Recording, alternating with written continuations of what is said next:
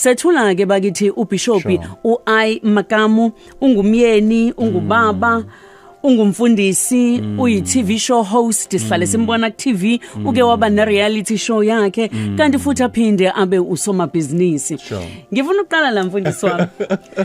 lo kuhlezi kuthiwa uBishop Makumu lo akashiwo umeleni lo Bishop Sizanele igama lami lokuzalwa eqinisweni mangitholakala bengingakhulumi bengiyisimumu I think for 2 years emva kwaloko ekhaya bangangiphi igama for 2 years nginganagama but uthe mase kaqhamuka ubaba ngoba thina sakhulela emakhaya lapho khona ubaba bekahamba emayini yosebenza mangiqeda kuthola bathi nayi ingane ayikhulumi ulimi libambekile and then wathi ningamnike igama ngiyoze ngibuye wathi ebuye baba ezonginikeza igama begoli makafika kumina wathi lona uyoba isotsha likaNkuluNkulu igama lakhe kuyoba uIsrael. Wow so lona umele uIsrael ngiyabeza abanye ku social media bathi Isaac abanye nje bayafakela noma kuphi bafaka noma iliphi yiko ngiqala khona okungcono nje ukuthi kuqala uAyi nje ku right. Imake Bishop uvesani uyiqala lana endaweni enomyalezo onzima iminyaka emibili uzelwe ulimi lwabambeka wangakhuluma mangangiqaphelisisa mangikhuluma amanye amagama waphumi kahle you know okokuzalwa nokuthi mangikhuluma ngakhuluma nawe nje manje ngabaduzana uyogcwala amathepsweni bengakhuluma inhlobo but eqinisweni mase ngizinaka namuhla ngibona sengathi uNkulunkulu bekasiza mina ukuthi mhlawumbe uSathane bekalwisa lento ukuthi ngizoba isikhulumi sikaNkulunkulu angivalele ukuthi kusasa ngakwazi ukuphimisela indaba ezimnandi engiziphimisela namhlanje. Ukumbone ubaba uTD Jakes ukuthi naye ulimi uyaluzwa ukuthi luke laba nenkingi kodwa namhlanje ukhuluma umhlaba wonke bakithi ukhuluma impilo ebantwini so esikhatini esiningi uSathane akakulwisi anganasi izathu mhlawumbe usuke eqaphelile ukuthi ikhonta ayibonayo bese athi uzama ukubamba kanti uNkulunkulu akahluleki. Uthi ubaba ukhulele mina ngazi ukuthi ukhulele kaTlehong kodwa uthi ukhulele emakhaya kuphi emakhaya ngesikhathi sezimpi basehlise ekhaya bengihlala emadadeni eMpumalanga le enkomazi you know baba lana sahlala lana baphinde basambisa ngabo 90 something makuyisikhathi sezimpi as well so ila ngakhulela khona ngabuya ngabe eKatlehong ngakhulela khona ngafunda khona okuningi nje kwahlangane khona eKatlehong. Mfundisi wami ekhaya abazali uma nobaba inhlasi yokholo uyincelephi? I'm a third generational pastor. Umkhulu wami beka umfundisi eAssembly of God lazalwa khona emva kwaloko kwazala ubaba wami naye waba umfundisi khona lapho and then emva kwaloko ubaba futhi naye wabeka mina isandla phansi eAssembly of God wangigcoba ngaba umfundisi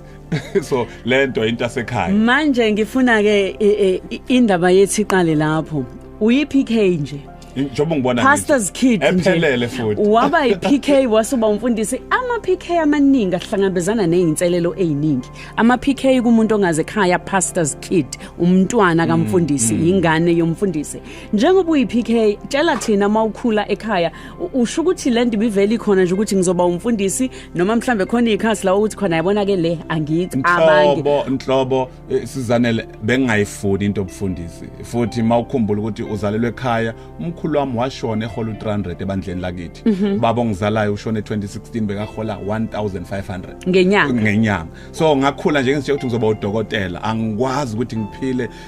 ngesikoleni anginazi izicathulo siyaphiwa omakhelwane anginayo uniform umama udayisa amakote ezikoleni inhlobo impilo ayihlangana angikwazi nami ukuthi ngikhethe ukuthi ngiyoba yilento engiyibona ihlukumeza mina njengengane ingaka amaPK amaningi angamfuni uNkulunkulu sabona abazali bethu behlukumezeka behola abantu behetheka one moment une elder one moment alisekho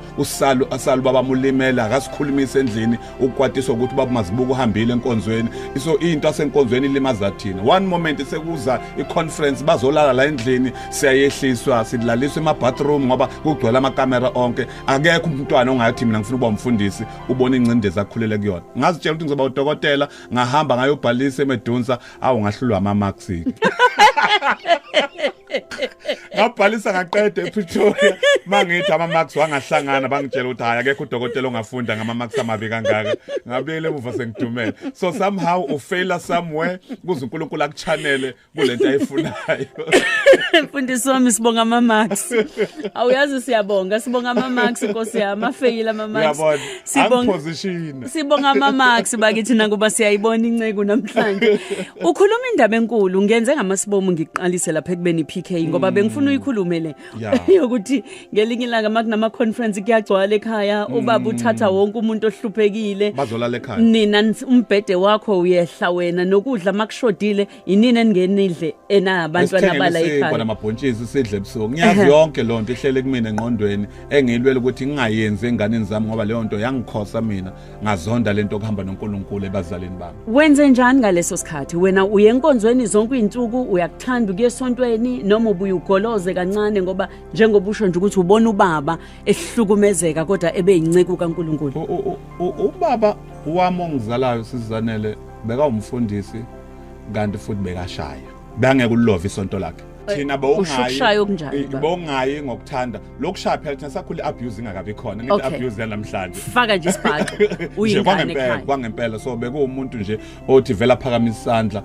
athi wonke umuntu enkonzweni futhi wangaya sandi yawuphakelwa you know if akekho kumuntu okushaya umuntu wenza sho ukuthi akaphakelwe lo makadle la bekakhona khona abami abantwana baye enkonzweni so yilento ukuthi kwesinye isikhathi into kaNkulunkulu kumina yafakwa ngenkani. You know yangifika kumina but akusinto engayimukela ngihleke engayimukela abazali bathi wonke wala ekhaya uyokwenza okwenzwa la ekhaya until umuntu azaphuma umuzi. And ifika nini phokuwena ujikaphi la usuyizwa lento ngaphakathi kwena nalolu bizo usulizwa kwaba ukukhalela kwaba yinto onqwamana nayo kwaba umzuzu othile kumbe yavuka nje into yasekhaya? 1987 nge-9 zika September ngina 9 years sisenkonzweni kuyakhonzwa iGood Friday kuyashunyayelwa egarage ngoba besikhonzele egarage ngaleso sikhathi and ngamuzwa ngaqala kuyizwa into kaNkulunkulu ingena kumina ngibizwa lapho but ngingena insindisweni ngamukela uJesu ngaphakamisa isandla nami ngayimukela insindiso from lapho sengihamba ama fasting nabantu abadala kuyimi nje kuphela ingane yasekhaya or ingane esenkonzweni ehamba ama fasting prayer ngingedwa ngingena nabantu abadala. Ungakanani ngaleso sikhathi? 9 years. 9 eminyaka. Hallelujah. Ngiyathuka mina umuntu makathi mawuna 9 years awusindiswa ngoba ukazi lutho but ngasiphakamisa sami isandla ngina 9 years ngamukela uNkulunkulu ngamukela uJesu ngasindiswa ngihamba lezo enkonzo ontanga engikhule nabo every year nge1 zika December ngishumayela eModapi lapha eprison yaseBinoni ontanga bami engakhula nabo ngithi mangizoshumayela ngingene bagwetshwa ama life sentence lapha bakhuluma le out ngakhula nayo le out but eqinisweni into yevangeli noma ingazange ingikhomba izulu kusasa eke yangikhomba ukuba safe emhlabeni so ngiphephile ngiloku ngakangena ezulwini ngakhuluma ngalo ngoba ngazi kusasa ukuthi siyongena kweliphi but eqinisweni emhlabeni uphila uphephile uphila khona izinto nje ivangeli ligwema kuzona ukuthi ungafiki noma sithathwa ngathi mhlamba uhlakaniphile kunoline onqamukile ngoba uphethe iBhayibheli uyazule lokushini yonke lonto. Ngifuna leyo uthatha insindiso uneminyaka e9 awukabi ngisho teenager uthi uqamba uyi-teenager wena wehla wenyuka neBhayibheli wehla wenyuka nama fasting abafana ngalezo ikhathi babona obaby abafana ngalezo sikhathi bayabhema bayaphuza kumnandi impilo wenza kanjani ukuthi ume ngoba phela ipeer pressure into ekhona ingcindezi evela kubangani futhi ukhulela endaweni enabantu abaningi wenza kanjani ukuthi ume uyimpatha yevangeli umncane kangaka? Into enkulu ukuthi into oyihambayo ama habit wakho hambela kuwona eqinisweni uyogcina ubambelela kuleyo nto leyo uhamba nabangani nibhema ini uyogcina ubhemile ngoba yilento oyihambayo mawuhamba into kaNkulunkulu uyathanda uyogcina uqinile ngoba iyo yodwa into oyaziyo angiyazi i-night club angazi ama-tavern angazi ukuhamba ebusuku mangihambe ebusuku ngiya ku-night prayer ngaleso sikhathi futhi mangifika esikoleni la bengifunda khona banginikeza i-microphone bathi ngishumayele assembly ngishumayele nami into engayazi ukuthi ngithini so ukushumayela kusiyona into engiqale manje ngomuntu engibona eTV ngashumayela ivangeli ngilo ngihamba isikolo bangibiza umfundisi esikoleni at the age of 15 years bese nginyakazisa umuzi njengeinsizwa so bese ngiqalile ngishumayela but into ezokwenza ukuthi ume sizanele eqinisweni ukuthi into ehambayo izokubamba bese uyaqina kuya ngokuthi uhamba phi ama-habit wakho ayakubamba kuleyo nto leyo. Umuntu omusha khona osekhaya othi ngiyayihalela nje nami ukuthi ngelinye ilanga ngikholwe kumbe mhlambe sengiyakholwa kodwa ngibuye ngiyifihle ngoba ingishayisa uvalo lento yokuthi abantu mebengibuka bathi awazwa impatha umfana e-high school nje ukholwa kanjani use-high school basho njalo abanye kanti njengoba usho ukuthi kuyakusiza kodwa mfundisi wami ngifuna ukubuza ukuthi umuntu osekhaya omncane nomzali omncane othi usamncane umntanami ngiyomfaka lenhlasi yokukholwa mase khulile esekwazi ukuzenzela inqumo ngoba mina no9 years akakwazi ukuzenzela inqumo uthini kuyena ngoba mhlambe kugcina konakala nje ngoba siyifaki kusa eli lomlilo wevangeli. Angingasebenzisa iBhayibheli lapho angisebenzisa isiZulu ligotshwa lisemanzi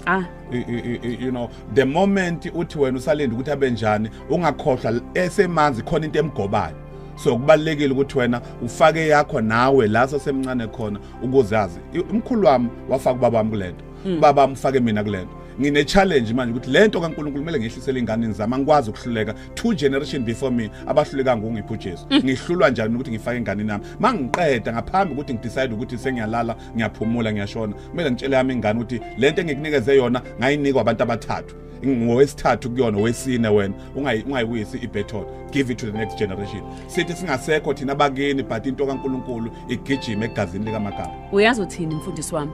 uthi uma ngabe bengayifaki lento enganeni zabo khona ofaka ukuthile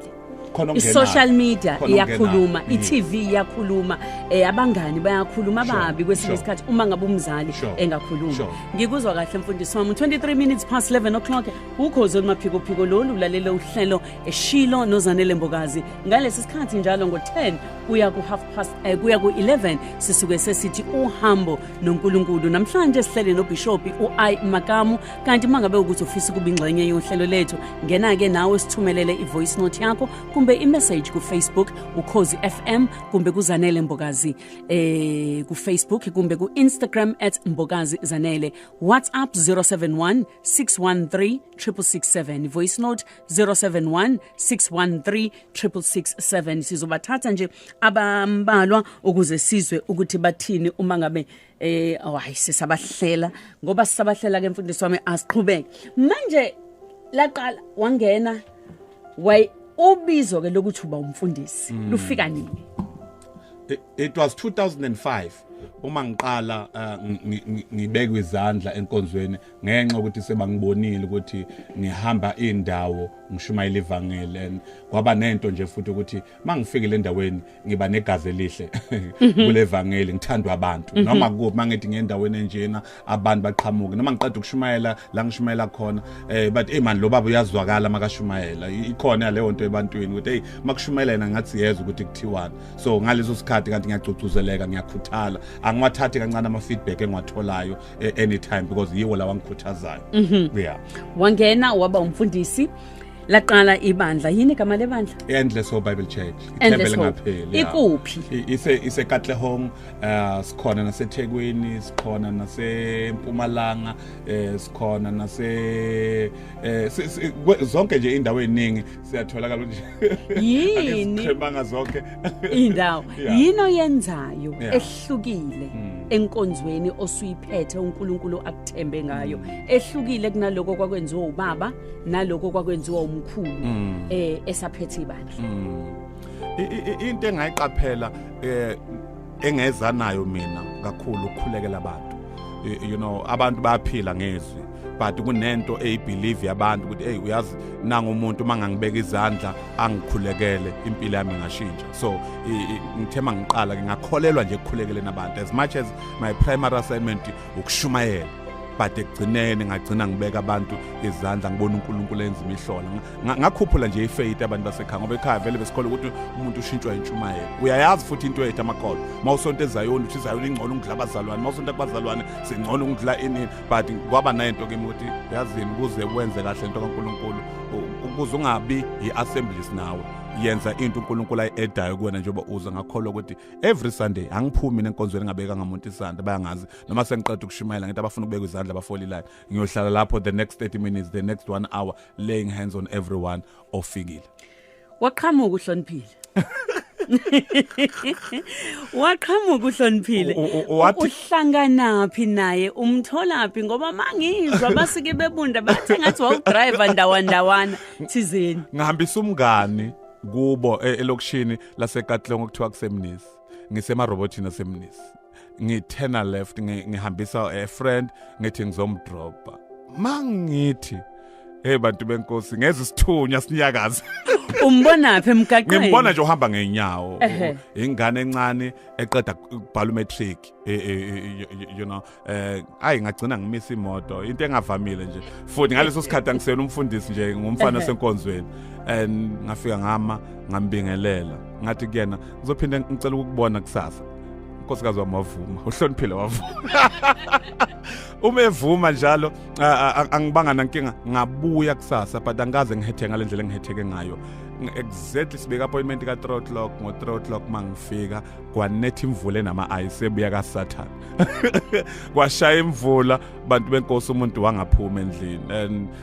angazi kwenzakalani but I've never loved umuntu ngalendlela ngamthanda ngayo at that time and kwamela ukuthi ngivuke ekseni ngihamba ngethezi yami ebovu ngayopaka erobotini ngoba ngazile ukuthi lana kanjani uzophuma wagibela itaxi wahamba wayoyehla kwenye indawo kanti kusesibhedlela uyo-applyela lento zabo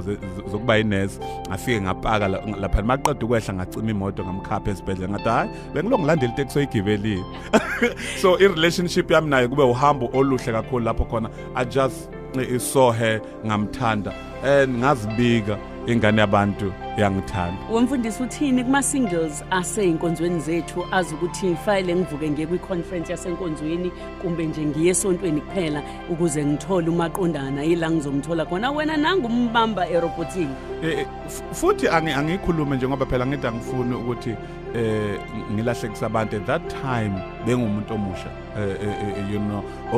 angona sikhundle esontweni but ngazibonela umuntu engibona ukuthi hayi bo lona ngaba unkosikazi wami and at that time ngazenzela ngalendlela engenze ngayo kwangilungela umuntu nomuntu nendlela yakhe umuntu nomuntu njengoba ngila umuntu nomuntu nohambo lwakhe umuntu nohambo lwakhe mfundisi uma silanda ubani nawe uzoyichaza yakhe uma silanda ubani nawe uzoyichaza eyami nje vele angicacela ngaleyo ndlela and namhlanje I celebrate ilanga engahlangana nayo ngaye isimngaki iminyaka nendawonye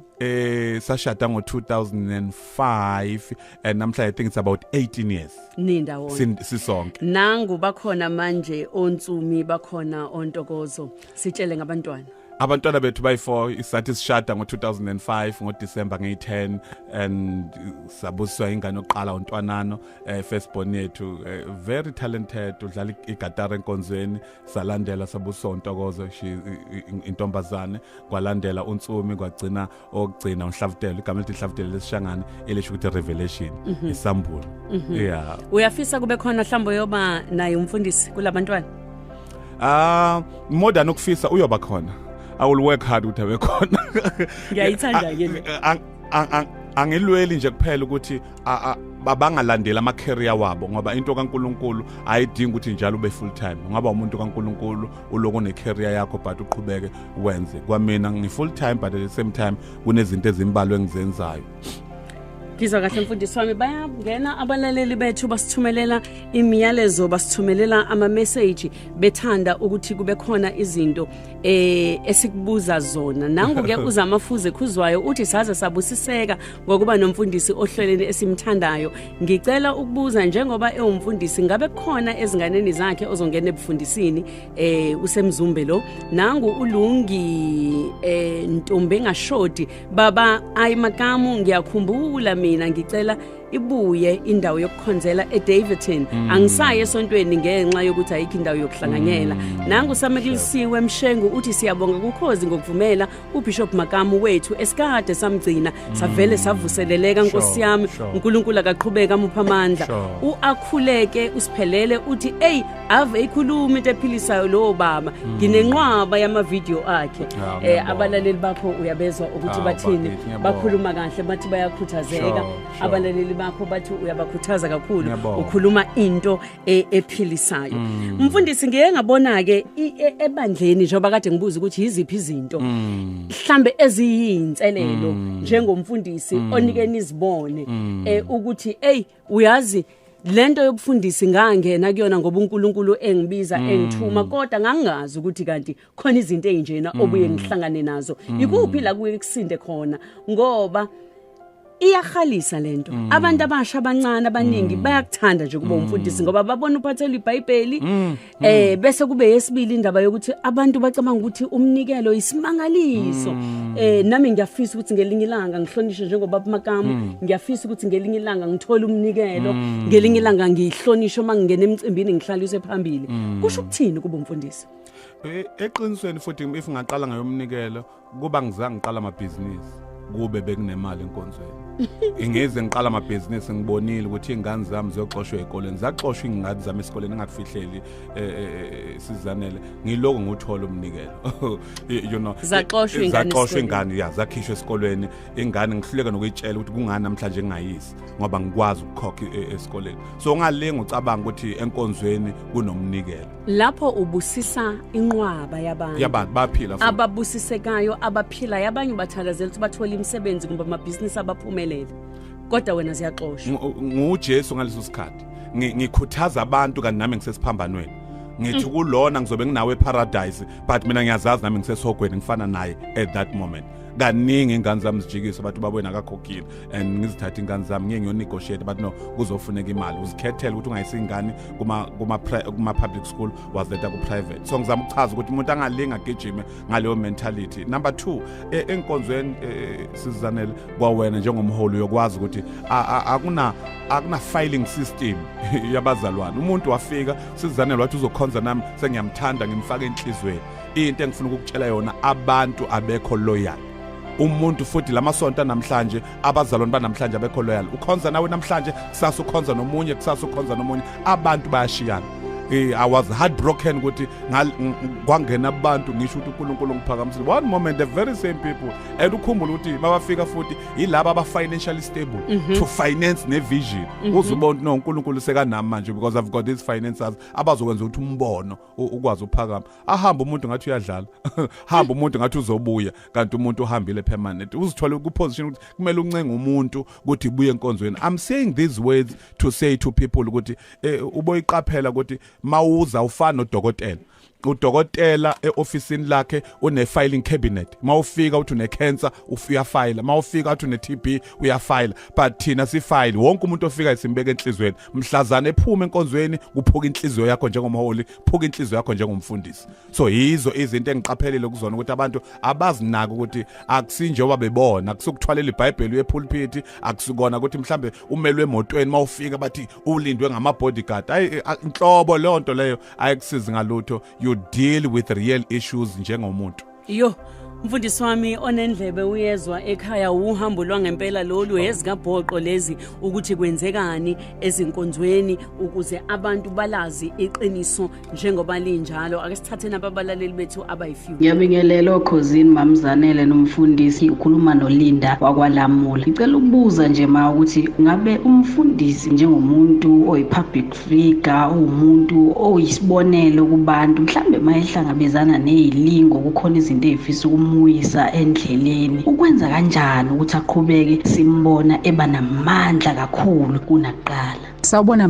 mambokazi Zanele Nkambule. Anginambuzo kuBishop Mokamu, ngizolalela, ngiyajabula, imisebenzi yakhe siyayibona. Ngiyabonga uza khona khuma lecaluze Maritzburg. Sawubona mambokazi kanye nenceke yenkosi uBishop Mokamu. Ngithi umsebenzi wakhe muhle kakhulu uBishop. Ngiyamlandela njalo. Hayi uyabasiza abantu baningi. Ngithi umsebenzi wakhe muhle kakhulu. Ngithi amen baba Bishop Mokamu. Amen sisi Zanele Mbokazi. Ngithi ngikhulekela abantwana bami abangathola umsebenzi. Ngikhulekela ikhaya lami elingena kuthula. Ngiyakhuleka ngicela baba Mokamu nawe sisi Zanele Mbokazi isikhulekise kuleli khaya. Umama uMaviduma endaweni yaseThalaneni. Ngiyabonga. Baba Mokamu zenzekile izinto uhambeni lakho abhala ngawe emaphepheni zenzeka izinto safunda sabuka ku TV seze emsakazweni izinto eziningi nje ngawe zenzekile. Ngicela ukubuza Baba Mokamu udlule kanjani lezi zinto ngoba ngabe zinzima bengelula ukudlula kuzo. Yini le ekwenze wadlula nje impela nje wadlula ngoba manje ngiyabona impilo yakho nje isiyaqhubeka futhi ngathi akaze kwenzeka lutho. Yini le ngaka ekuphowenze waphophela kangaka Baba Mokamu ufekizini mabe la simuthi makhongoza la igole fele. Abathanda abaleli bokhozi uthi yini lengaka ekwenze wovesane wakwazi Baba Mokamu kuye kwabakhona imizuzu enzima ama challenges empilweni yakho savuka ekseni sathola o Facebook bentaza sathola amaphepha waba front page wawo ishe lonke iphepha ngathola nokhozi la ngikuzwanga imicrophone ngathi ubungezwakala iphinda Baba Mokamu uthini ngathola nokhozi nalo libhizi lifaka ipetrol kule ndawo ithinto yagcwala wawuthini ngwanaka khona into enjalo nje yagcwala yonke indawo amaphepha usocial media Baba Mokamu wabhaza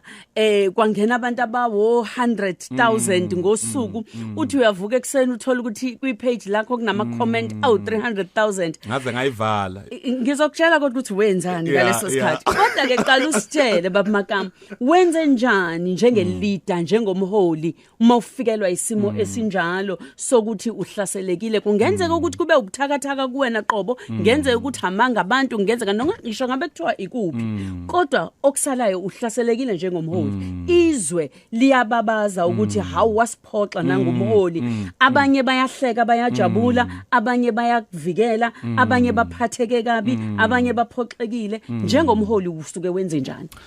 before ngikhohlwa le kumele ngikhulume kubalaleli bethu ukuthi kuyo yonke into I give credit kunkosikazi wami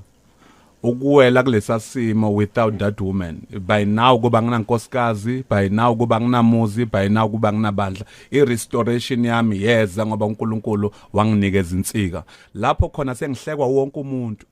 ngabuza lo nkosikazi ebusuku silele ngithi hayibo wangasho lutho abantu bakho ngoba unkosikazi wami akaza phawule kubantu akaza phawule nakumina ngeza ubhlungu athi wangasho lutho kwenze njani athi izwe ngicabanga ukuthi lenze enough the best I can do now is to support you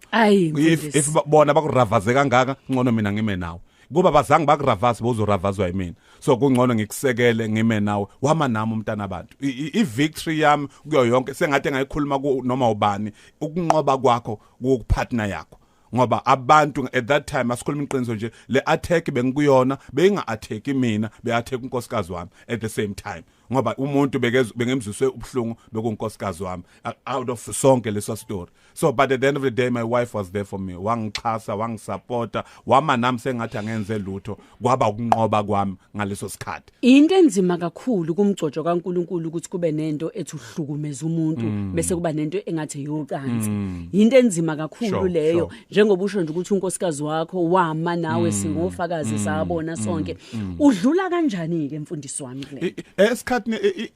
eyangisiza unumber 1 iyona leyo unumber 2 ukuvala umlomo ungazami ukuziphendulela ngoba isitha naso sifuna ukwazi ukuthi ngoba phela mawuthi uyanaka lento abantu abaningi bekuyi social media nje nabantu bebagcugcuzela leyo nto leyo so the moment lokuphendula uzama ukujustify is the moment you are losing the battle page social media page kaBaba Mokamu bekuthi abantu bengenile besho yonke into angena manafaka umsebenzi wakhe avala umlomo afaka iadvert yebusiness lakhe uvala umlomo into yangisiza leyo ukuthi ngithi inhloso yalento bekukumisa umsebenzi engwenzayo bathi bona behlasela mina ngaqhubeka ukuthi wozani izoqasha igandaganda ngangikubona kahle wozani seningcwabele wozani senze lokho bukela ntambama ishow yami e-TV and so forth so isitha once ikuhlasela most of the time ukuthi bathanda ukuthi uvimbe lento yenzile the damage ngikhuluma iqiniso nje ngazijustify the damage was not that big but ngenxa yokuthi ku level uNkulunkulu bekangibeke kuyona it was easy for anybody and everybody ukuthi akhulume so that ngehle kule level uNkulunkulu bekangibeke kuyona asibatshele kodwa balalela ukuthi ngoAugust ngikhumbula kahle amaphepha esebhala futhi ukuthi iNPA withdrawile icase yaphela cha ngiyabuza mfundisi yes kwaba njalo yes uyaphela icase yes yaphela icase yavalwa but unfortunately yavalwa kweNPA ayikavalwe ebantwini ngoba if ungaqaphela noma ungathi ubhalana uzomuzwa yedwa nje aqhamuka esithubeni asangikhumbuza ukuthi kwenzakalani and mina lokho akwenzeka kimi sekudlulile sizanele into engithandayo I never forgot the lesson into enkulu kimi leyo nje isifundo ngisithathile sithini isifundo isifundo engasifunda ukuthi it is sengathi ungatreat umuntu wesifazane sengathi ubukwa abantu bonke ngoba ngatreat umuntu wesifazane ngathi sibabili ekugcineni kanti i-treatment engamnika yona bengibukwe isizwe sonke so kubalekile nje mawuzodila nomuntu wesifazane futhi especially okungasiyena owakho mhlawumbe wasemsebenzini noma icolleague angisho noma kunganalutho phakathi kwenu but idila ngesimo ukuthi ima lento ingavela uzothini mawukhuluma nomuntu wesifazane ekoleni khuluma sengathi kusasa maba ngayidlala uzothini maba ngayidlala emsakazweni ngoba ngayizwe idlala ekhosini idlala ku Metro FM bonke umsakazi SABC idlala leyo nto ngathi ngihlele ekhaya kwamina ngo7 o'clock ntambama ngibuka indaba bathi nangu Bishop Odumo bayiveza indaba Bishop Odumo so yangilimaza at that time and ngifuna ukutshela umfowethu lo ubuzile ukuthi ngayinaka sengathi lento angeke izindlule nami ngihlabelela njengabo ukuthi nami ngiyamangala ukuthi ngidlule kanjani but uNkulunkulu wangeqisa uNkulunkulu wangilwela uNkulunkulu usangimisile ngizotshela wonke umuntu obukane nesimo noma inhloboni yesimo kuyandluleka noma isiphi isimo okumele ukwenze nje mana njalo ungashintshwa isimo mfundisa abantu ngesikhathi kwenzeka into enjalo uhlaseleka ekakhulukazi uNkulunkulu ekubeke kule level okuyona udumile sikubona ku TV unamabandla unako konke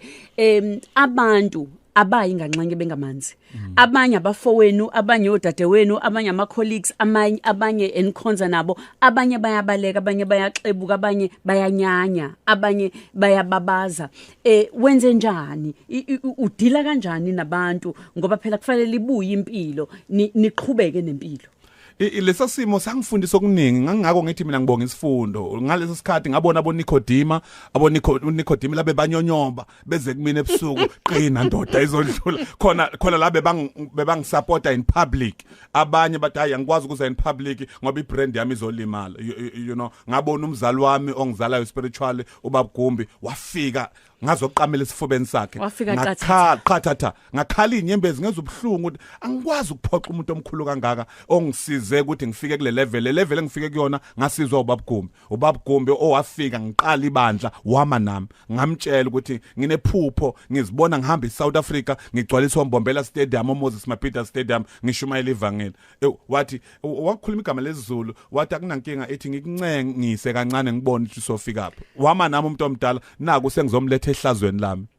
ngiyamkhumbula umuntu omdala emnawe ngoba khona ilanga angaphumelelanga ukuzemvuselelweni wakho wathuma mina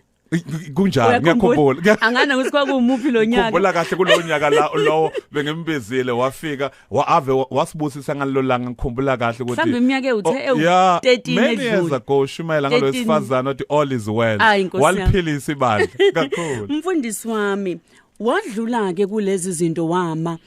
ubiziwe uNkulunkulu uyashumayela kodwa wabona kufanele ukuthi ungene shi kwezamabhizinisi ngiyayithanda le ngoba iyona ndima yami ngicabanga ukuthi uNkulunkulu wangibizela yona mina mangiphuma ngihamba ngikhuluma kubantu ngokuthandaza nangokusebenza iyona into engikhuluma kakhulu ngaye emabandleni ukuthandaza nokusebenza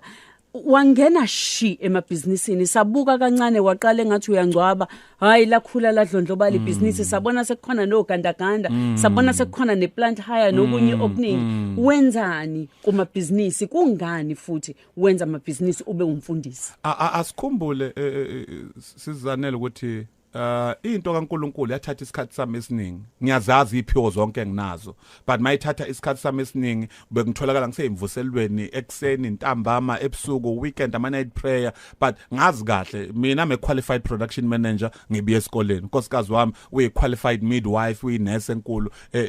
in her own rights but sa decide egcina ukuthi asiyekele imisebenzi yethu singene emsebenzini kaNkuluNkulu but the moment sibona ukuthi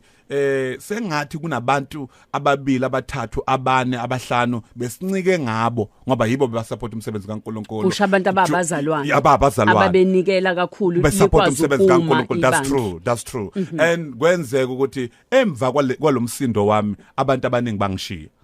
bangihlubuka abantu so akusiyinto nje efike nje yandlula kuphela yashiya nje ama damage abekhona but ekugcineni savumela nonkosikazi ukuthi let's do something futhi ngayenza ngamabomu nje bengekho nakumaphupho wami ukuthi ngiyovula umasingcwabisana ngililanga but one of the good days bengizihlalele nje siku level 5 ye lockdown but akuphuma umuntu abantu abazophuma abantu church is not essential service essential service abantu bokungcwaba ngoba bazolanda abantu abashonile ezindlini ngavela ngathi unkosikazi ngiyovula into essential services into ezongenza ngibe busy nje nginyakaza and all of a sudden yaba njalo I took imali ngainvesta ngathenga industrial area lengakithi mangiqeda ngayiconverta ngenze a world class mortuary abantu bethu nje abashonile bageza nje ngamashawa bavulelwa ithina bazivulele bona but bavulelwa ithina it's a 5-star mortuary esayakha mawungena khona ngathi ungena etheater la operate abantu khona so we build that nonkosikazi said let's start something as a service community yethu and esigodini sangakithi nje into enhle enkulu eyintandokazi bonke abantu abaningi esigodini sangakithi yithi sibasevayo mhlazane belahlekelwe umuntu wakubo so kwaba ileyo incident oqala savula umasingcwabisane ngisathi ngibuke lokho ngayibona ikhula ngendlela esimanga sisiza abantu uyabazi ke abantu bishop manje uthandaza uthini umuntu makafika kuwena egula kanti uyabangcwaba futhi kanti abantu abanderstand ukuthi asenze imali ngokufa komuntu senza imali ngama premium angithi umuntu inyanga nenyanga uyakhokha imali esibenefita kuyona le yokushona komuntu in fact umuntu makashona siyalahlekelwa kodwa ke mina bishop ngifuna ukwazi ukuthi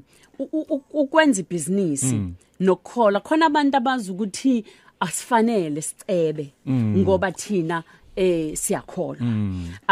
akuhle umfundisi mayisebonakala esemabhizinisini ngiyazi ukuthi akulona lodwa leli lokungcwaba khona namanye kube ngathi kurongi ngoba khona nabantu abasabayo nje ukukhuluma ngemali abasabayo nje ukuhlanganisa kanjani kanti uNkulunkulu makazothi silver negolide ezakhe ngibakhomba njani abantu engibashumayezayo ukuthi sishumayeza uNkulunkulu owna lezinto ngoba le mali esuke sinayo kusuke ke kaNkulunkulu and uNkulunkulu owna yonke lento if uNkulunkulu uowna ama BM na wonke lama garage ngoba uthi konke umhlaba nokugcwala kwawo kwami then thina njengabantwana bakhe we need to benefit sibe nazo lezo zinto lezo yeah ngiyathanda lokho mfundisi maseke impilo kukhona nana lento yokuthi abazalwane engathi singavuka ekseni sithandaze emini sithandaze sigqoke impahla zasenkonzweni singabonakali sizijabulisa singabonakali sisema restaurant singabonakali senza izinto ngibona ama headline maduze nje ebhala ukuthi uBishop uMakumu ukwi expensive vacation eDubai kwabi headline le ku front page futhi welinye lamaphepha sengijwayeleke lezo zinto sengifunde nokuziziba kule insuku ngenxa yokuthi into eyenzeka kumina sebenza kanzima nonkosikazi and my wife is so hands on siphuma ekseni sibe ebusuku and at that time asebenza imlungu sizisebenza thina naku ke sa decide ngathi nge3 zika May ibirthday kankosikazi wami angivele ngihlele ngimsurprise she didn't know anything and ngivela ngathatha ama passport mina ngalungisa ama visa ngayenza yonke into ngavela ngamtshela sekuyi30 zika kuyisunday ngeyi30 ngithi siyahamba Sunday siyahamba namhlanje ngicela ungipakishele nje impahla ozozidinga la siya khona kuyoba kugcwela amanzi she never believed and unkosikazi wami loves traveling you know and we decided to pakisha some sayophumula at the same time we help everyone. We needed time out, even after late esandlula kuzo asikaze sibe nalento, and we booked away Maldives. Safika sahlalela 10 days. Uvuka ekseni ubuka umuntu wakho, ndlala emanzini nigijimisane, like trying to heal ourselves now because we've healed almost everyone. Ngifuna utshele abanye abazalwane nezinceko ukubaleka kokuphumula, ukubaleka kokuthatha isikhathi nomndeni, ukubaleka kokuqhakambisa kakhulukazi kunina eniyinceke zikaNkulunkulu abashumayeli ukuthi kubaleke kangakanani ukuthi nikwenze lokhu, ukuthi ngoba abantu bagcina bene burnout begula ngenxa yengcindezi yokukhathala nokungasicabangeli bona kodwa becabangela wonke omunye umuntu. Futhi okukhulu ngiyayibona nale burnout nokushona ke ngayimisa kancane, but enkulu kakhulu sigcina siba abashumayezi bamanga ngoba ubhizi ushumayela into enhle ngamakhaphulo but aniyenzi nina nobabili. So kwesinye isikhathi awudingi ukuthi uthathe microphone ushumayele ngalendlela uthanda unkosikazi wangakhona yenza abantu babukele ukuthi ngempela labantu bayathandana and asikho isono kuloko. So it's important ukuthi as much as unamakhaphulo esontweni lakho kuze bakuthembe futhi nawo lamakhaphulo abakubone in public wenza into enhle, kuze nabo bakopishe bathi hayi boss manje sesingazi sihlo baba asiphume nathi siyodlala. But ekugcineni kubalekile ukuthi uphumule ngoba hey one day uzothi usashumayela uvela uqumbeke phansi uwe ufe ubulawa ukuthi lento kaNkulunkulu iphumele kakhulu kanti at the same time you don't even have time for yourself, even for your own family. Umfundisi ungena kanjani kwi reality show? Sike sabona uBishop esene reality show yakhe. Kafushane nje ungena kanjani kwi reality show? Kwakuyini inhloso yakho? Ukhumbula ama reality show amabili ile ngiyenza njalo, and then yesibili kwaba ile kuza ku private space sami. Khona uRiyatsotela bese kuzoba khona uRiyatsotela ngabizwa ngathola nje call ngivuke ekseni ngifona lo umnikazi we channel wathi man hey khona futhi akusuye kufona umunye usisi athunywe yena athi man khona lo mfundisi engimbona kuma WhatsApp etrend, so ngizotshela abantu bakithi ungayideleli lento ukuthi ushumayele ukhatha ama clip wakho and spread them intentionally. So ama clip wami wakhathwa abantu akhathwa eoffice lami ngeoffice lokhatha ama clip, but that has changed my life because kwavuka ekseni but bafuna umfundisi okhuluma njengawe man, ubudlapha mawukhuluma washo njalo ke umphathi ubudlapha. Ngiyayithanda leyo ukuthi uyasho nje njengoba kunjalo. So but ubudlapha yibo obugcina sebongibhadala ke ekugcineni ngoba ngavuka ekseni ngathola lo call ngagijima ngai meeting and it was 2018. Ngina 4 to 5 years manje ngenze Riyatsotela and ngafika ngahlala angenzanga nalento ema audition bavele bangipha iscript bathi sebenza 2 weeks down the line by seeing into script but isifuna uflow ngalendlela oflow ngayo, and the rest is history. Ishow yaqhubeka aba impumelelo, and I'm glad to announce ukuthi kule viki esiyakulona nge5 ezika June izoba siyadlala every day, Monday, Tuesday, Wednesday na Thursday ngo9:30 ntambama. Abantu base South Africa bacelile bathi no iRiyatsotela isifundo okuningi kuyona, sicela ukuthi baqhubeke bayidlala insuku zonke. Sesonga nje Bishop, elakho Elia kubalaleli bakho bayakuthanda bayakusekela, bathanda abanye bathi bafisa ngisho ukuthi ubakhulekele umyalezo bathwela abantu bakithi manezinto eziningi abadlula kuzona. Ukwazile ukuma wadlula ezivunguvungwini, siyabona umshado muhle uyaqhubeka, siyabona amabhizinisi ayaqhubeka, siyabona ibandla limile. Khuluma nomlaleli umqinise naye ekhaya umnikezo wakho umyalezo. Mangisuke hotela angisayijwayela indlela yokuza la emsakazweni. Mangisuke hotela manje ngize ngenavigator nale Uber driver, so ngiya navigate mina ngokwami ukuthi ngiyaphi ngiyayibona ngifaka kuma passage athusayo, but ekugcineni ngigcine ngifikile. Umlayezo wami kumlaleli indlela ozoyihamba iyakhona la uyakhona, but izongidlulisa ema passage ethusayo. Ikwesinye isikhathi uzondlula kuma gravel but usaya khona la uyakhona. I just want to encourage wonke umuntu noma inhlobo nami ngibe nama gravel wami, nami ngibe nama passage athusayo, but ekugcineni I'm glad ukuthi namhlanje ngime entabeni, namhlanje ngime la ngiproud khona ukuthi wow uNkulunkulu bemuhle. Ngalendlela ongenze ngayo ngifanisa nama Israel owawelisa ulwandle olubovu, awele olwandle olubovu, but mabaqeda ukwela babheke inyawo zabo batho ukuthi inyawo zabo zinadaka phansi kwenyawo. Ngamanye amagama uNkulunkulu yakwazi ukukweqisa esimeni maqedane angakhombisa abantu ukuthi ubuyaphi. Abanye babantu bezwa ngami ukuthi ngandlula lapha, abazi ukuthi ngandlula lapha ngoba angifani nesimo engidlula kusona. Ungandlula ku divorce ungafani ne divorce, ungandlula enhlupheko ungafani nenhlupheko, ungazalelwa emjondolweni ungafani nomjondolo. When God is in the business of blessing you, into kumele uyenze ngiyacela qinisela bekezela phikelela mangithi phikelela ngisho ukuthi yenza noma sewenzile qhubeka noma isimo sesingasavumi ngoba ekugcineni indlela izondlula kuma passage indlela izondlula gravel okusalayo usaya la uyakhona. So I'm encouraging wonke umuntu olalele namhlanje kule thuba kulomsakazo Khosi futhi ngesikhathi seshilo ngithi bonke abantu baseshilo simbonga uNkulunkulu angenze lutho. Sifana nalo wesifazane angenzanga lutho sayikhuphuka intaba siyobonga. Sibonga engakenzeki ngoba siyamazi uzokwenza ekuqineni. Yo, siyabonga kakhulu Bishop Israel sesiyazi namhlanje ukuthi uBishop Israel uMakumu